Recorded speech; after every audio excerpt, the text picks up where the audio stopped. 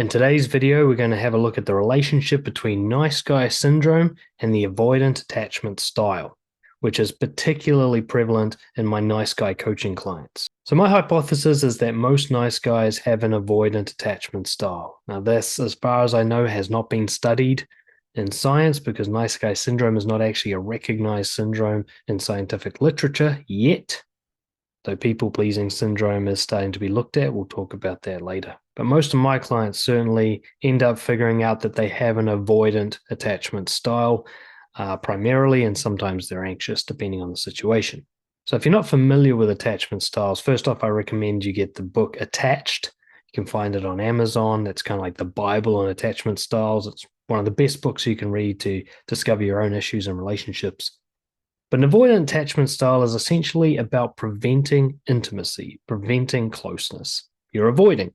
Rejection hurts a lot more when somebody actually gets to know you or gets in close or you're invested in them and they let you down. So the avoidant aims to prevent that kind of pain by keeping the wall to the castle up nice and high, keeping the door closed. So you can come and have a look from the outside, but you're not allowed in where you might be able to do some actual damage. Avoidants believe that feeling of closeness is threatening. It's going to lead to loss, either the loss of a person, they're going to leave you, or the loss of your own personal freedom and autonomy. You're going to lose yourself. It can come from lots of different angles, but generally it comes from trauma relating to close relationships when you were a child. So this is usually family, sometimes friends. So this is where the people in close hurt you in some way, and you developed in your childlike mind a theory that people being close equals pain, whereas the people who are further out never seem to do much damage, and so that seemed a lot more palatable. Like, it's better if people just kind of keep their distance. I'm safer that way. So in my own example, I kept changing schools when I was younger. I went to like 3 different schools in my first 2 years of schooling, and so it was really hard for me to make friends. And even when I finally made a friend, it was taken away from me instantly. So I'd constantly get this like best friend being taken away theme throughout my life. Even later on, when I went to high school, my best friend went to another high school and so on. So I kept having this kind of repetition of my best friend being taken away, of putting all this effort into finally making friends and then having it all like wiped off the board completely and moving to a completely different place. I also had quite strict parenting. So I had this sense that the people close to me are kind of suffocating and burdening and restricting. And I just always wanted to escape and be free and not have so many rules all the time. So that's a typical kind of background for someone who ends up being avoidant attachment style. We basically learn to keep people at a certain distance. We want them to like us, but we don't want them to love us or hate us. We want kind of middle of the bell curve type feelings. And so we're playing this constant push and pull game to get them right into the perfect position. This is why some avoidants can sometimes appear to be anxious, like they're chasing and needy and clingy. It's because the person they want's gotten too far away and they're trying to pull them back in. But watch that nice guy get cold again in distance once the person actually comes in. We feel that we're going to be suffocated by it. Some people have had enmeshment when they're younger, where one of their parents actually treats them more like a partner than a parent, or like a best friend or a counselor. This feeling of like, I just need to breathe, get away from me. Or like in my case, a suffocation of rules and restrictions. Like, you're not allowed to do anything. You're walking on eggshells all the time, constantly getting into trouble for arbitrary crimes. So one of the main ways we'll do that is we'll avoid sharing deep emotions. We'll put on a show, a kind of mask, performance that is designed to make you like us, designed to give you pleasure, but you don't actually get to see behind it. You don't get to see the real person. There's no investment on the part of an avoidance. You're not really getting any of the good information that you might be able to hurt me with or use against me. You'll notice you might be repulsed by compliments, both giving and receiving, because they're a form of intimacy. So you're always pushing back on anybody trying to build up a connection with you. You'll be independent and proudly independent. You like to do everything on your own. You think a job's only done right if you do it yourself. You don't mind helping others. You've got a kind of double standard about this. Helping others, no problem at all. Being relied on, being dependable, that's fine. But you needing to rely on someone else, you having your success in the hands of somebody else, that feels very suffocating and very threatening. So we generally try to keep everything we need to go well separate from other people. So we don't share, essentially.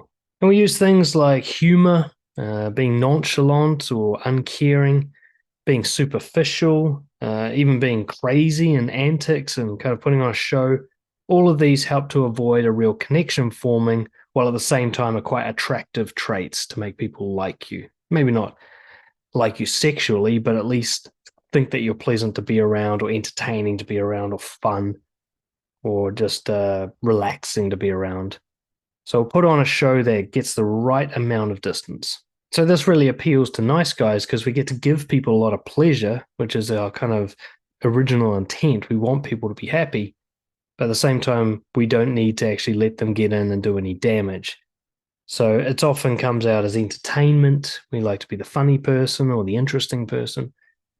Support, like one-way counseling or giving lots of help, and just being incredibly valuable to have around without actually being attached. Problems with this approach, there are a couple. Superficial connections is the main one. Because you're not actually building any intimacy, you're not really building loyalty. You're not building a connection that somebody is actually scared of losing. You might be the funny guy at the party, but if you don't show up to the next party, nobody actually notices. There's another funny guy. You're replaceable. So you'll notice that there's no real sort of loyalty and that all your love is conditional. Like you have to provide value in some way to get that love. Like you've set up a precedent, a kind of transactional arrangement. You have to be the entertaining one, or you have to be the interesting one, or you have to be the supportive one, or otherwise people just don't even think of you. You'll probably do what I did, which is you'll self-sabotage relationships and potential relationships without even knowing that you're doing it. In fact, the story in your head might be, I'm trying really hard. Like I'm trying really hard to get a girlfriend, trying really hard to make friends. And yet if someone like me was to watch your behavior from the outside, it would look like you're doing everything in your power to keep people away. You know, you're deliberately sabotaging opportunities. Every now and then you say or do things that push people away. You're not revealing the information that's needed to build a connection. You're keeping things at this, sort of baseline superficiality. Your behavior is actually very effective at preventing any sort of connection from happening. Of course, all of this leads to loneliness, kind of isolation. People with an avoidant attachment, especially nice guys with avoidant attachment, feel like they're an alien amongst humans. They feel like they're not one of them. They're not one of the species, like they're play acting, like they're all on their own, floating in this isolated bubble that doesn't touch anything. And it can be a very depressing, painful feeling. And often we lead to depression because part of the problem with being an avoidant is you learn to not only suppress emotions, but you develop alexithymia. You lose the ability, if you ever had it, to express emotion. You couldn't say it even if you wanted to. And because you can't say it and you can't get it out, you can't process it. So you start to suppress emotion. They start to sort of toxify inside you because they don't go anywhere. You're not getting your anger out. You're not revealing your sadness. You're not processing your guilt. And all of it just turns into this kind of psychic sludge that eventually poisons you. So what's the cure to being a nice guy with an avoidant attachment style? Well, there are a number of different approaches you can take depending on how this manifests for you. One thing is to step back from the spotlight if you're the entertainer type.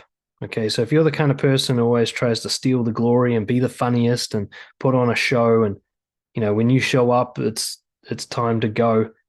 Start quietening down a little bit. Let somebody else be the one who tells the jokes. Let somebody else be the one who impresses everybody. Let somebody else win.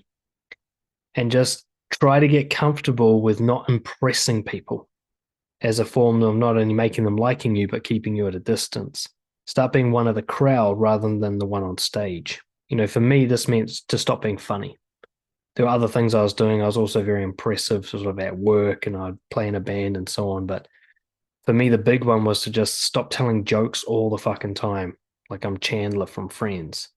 Let serious conversations happen. Let people have arguments with each other.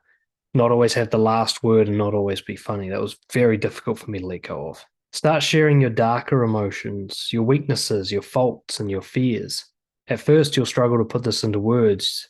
Like me, you might think it's just stress. You always say, I'm stressed. But even just starting to say, I'm stressed is a big step forward. Try giving and receiving meaningful compliments. If somebody compliments you, just say thanks. Don't push back on it, make jokes, or try to undermine it. And when you go to compliment someone else, don't do these superficial things that don't show anything about how you feel. Tell them, I like this about you. Show like vulnerability rather than just complimenting, oh, that's a nice dress. Say, I find you attractive. Or like, oh, you're good at sports. Say, I enjoyed watching you. Show like your feelings in your compliments.